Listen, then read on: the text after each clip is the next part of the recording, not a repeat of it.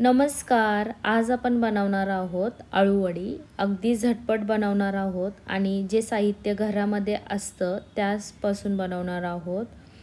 पाहू शकता तुम्ही किती सुंदर दिसत आहे आणि कुरकुरीत देखील झालेली आहे.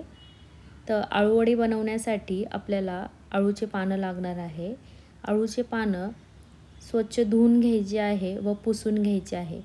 नंतर त्याच्या मागची जी कांडी आहे त्याचे देठ ते काढून घ्यायचं आहे, म्हणजे आपल्याला रोल करताना प्रॉब्लेम येत नाही.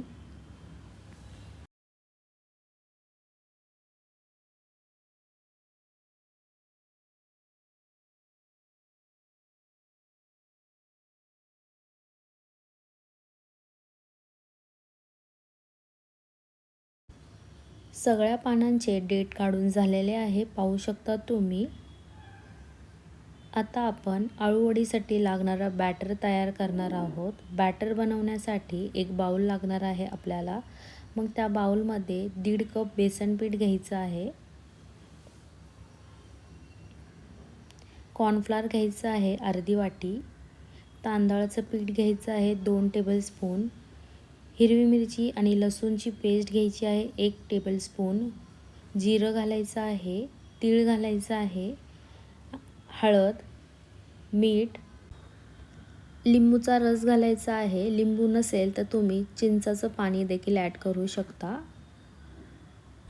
त्यामध्ये चाट मसाला ॲड करायचा आहे आणि मिक्स करून घ्यायचं आहे. अगोदर कोरडंच मिक्स करायचं आहे, नंतर थोडं थोडं पाणी घालून बॅटर रेडी करायचं आहे.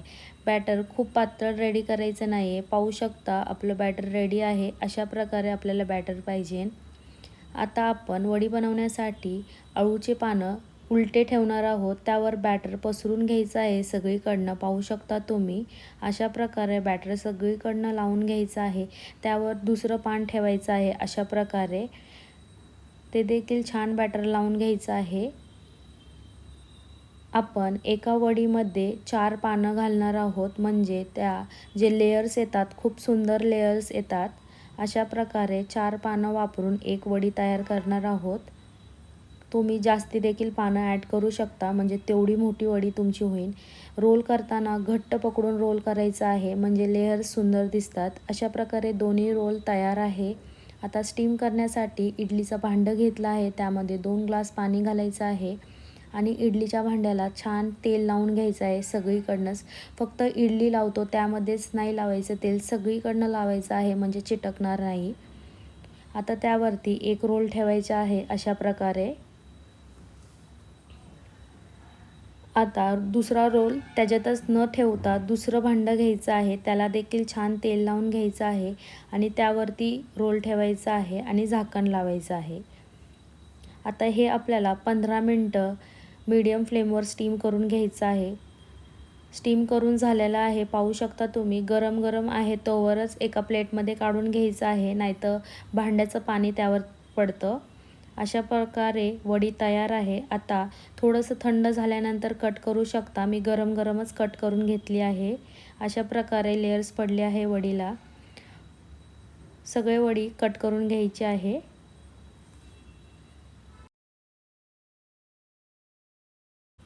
सगळी वडी कट करून झालेली आहे, पाहू शकता तुम्ही. सुंदर दिसत आहे. आता आपण ह्याला फ्राय करणार आहोत, डीप फ्राय करणार आहोत. तुम्ही शॅलो फ्राय देखील करू शकता जर तुम्हाला जास्ती ऑइली खायचं नसेल तर.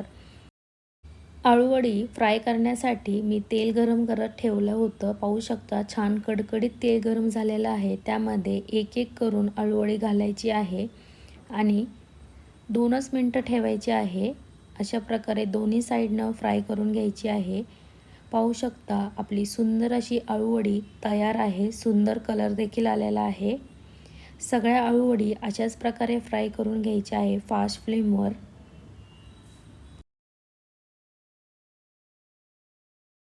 अशा प्रकारे एक बॅच अळूवडीची फ्राय करून झालेली आहे.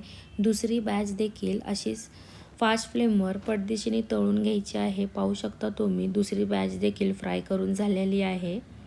अशा प्रकारे एकदम झटपट आपल्या अळूवडी तयार होतात. नक्की तुम्ही सुद्धा ट्राय करा आणि तुमच्या कशा झाल्या आहे कमेंटमध्ये कळवा. चॅनलवर नवीन असाल तर नक्की लाईक, कमेंट आणि शेअर करा. Bye bye. थँक्यू.